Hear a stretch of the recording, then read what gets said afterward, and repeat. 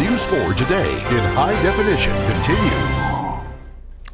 Hi and good morning. I'm Scott Birmingham, and with us, Scott Thorson, Yes. ex-lover of Liberace. Last night we had the Emmys. They were nominated for 15, which is quite a bit, and to walk away with 11 out of those. That's saying quite a bit about the movie, the story, everything.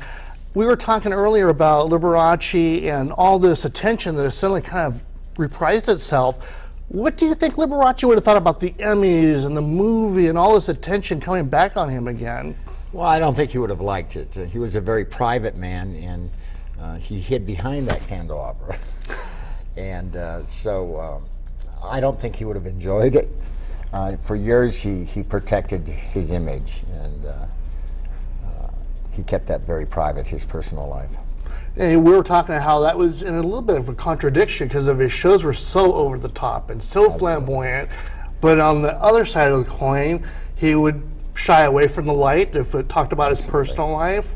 Why do you think that was? Well, I think, back in the 40s, 50s, and 60s, 70s, and 80s, he was a star for almost 50 years. Back then, I think being a homosexual would have destroyed his career.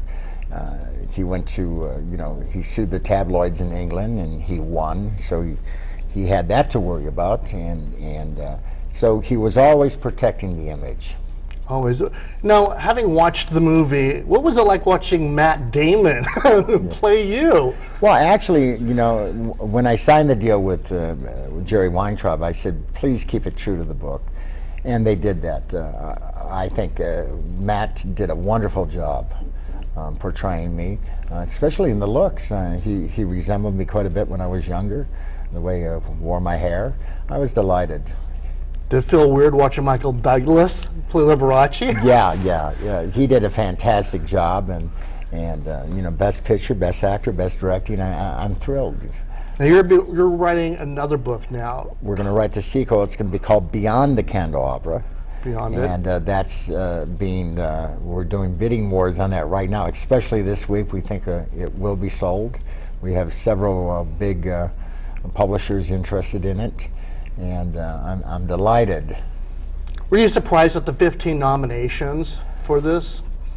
I never thought in a million years that this would happen. I wrote the original book back in '87, so 26 years is it? 26 years later, here I stand with 11 Emmys.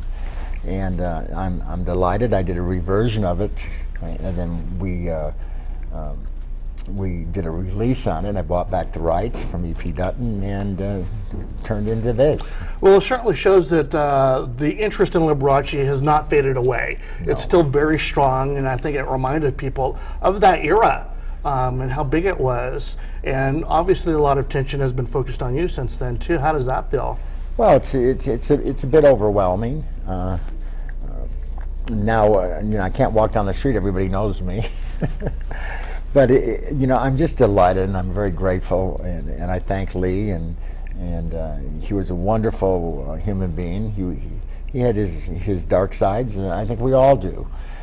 But he was a great performer. You got to give credit where credit's due. He was a wonderful man. Well, we look forward to Beyond the Candelabra coming out. Yes. Scott, and we thank you for coming on our show thank you. And talking about the movie and the Emmys. Thank you. Thank you. And we'll be back after these messages with our final weather.